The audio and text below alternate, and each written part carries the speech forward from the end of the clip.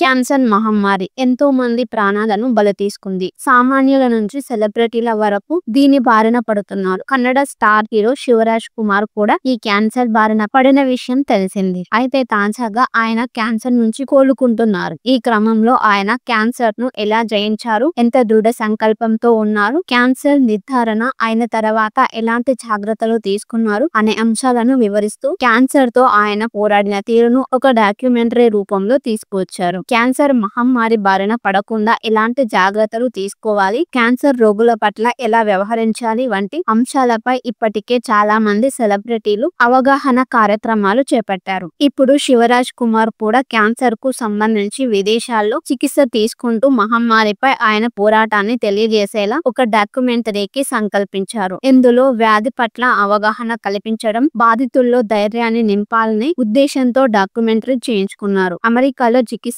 తీసుకున్న సమయంలో డాక్టర్లు నాకెంతో అండగా నిలిచారు. క్యాన్సర్ పై నా పోరును డాక్యుమెంటరీ తీస్తే చాలా మందిలో ధైర్యాన్ని పెంచవచ్చు అని వారు భావించారు. ఈ విషయాన్ని నాతో చెప్పారు అని శివరాజ్ కుమార్ చెప్పారు. దీంతో సోషల్ మీడియా వేదికగా శివన్నను ఉద్దేశించి అభిమానులు పోస్టులు పెడుతున్నారు. క్యాన్సర్ ను పూర్తిగా జయించి మరిన్ని అవేర్నెస్ కార్యక్రమాలు చేపట్టాలని కోరుతున్నారు. ఇక సామాజిక సేవలు శివరాజ్ ఫ్యామిలీ ముందుంటుందని చెప్పాల్సిన పని లేదు. ఇప్పటికే ఎన్నో సేవా కార్యక్రమాలు నిర్వహిస్తున్నారు. అనాథ పిల్లలకు, వృద్ధులకు, విద్యార్థులకు తాము చేయాల్సిందల్లా చేస్తున్నారు. ఇలాంటి విషయాల్లో దివంగత నటుడు శివరాజ్ కుమార్ సోదరుడు పునీత్ రాజ్ కుమార్ మరింత దాతృత్వ హృదయంతో వ్యవహరించేవారు.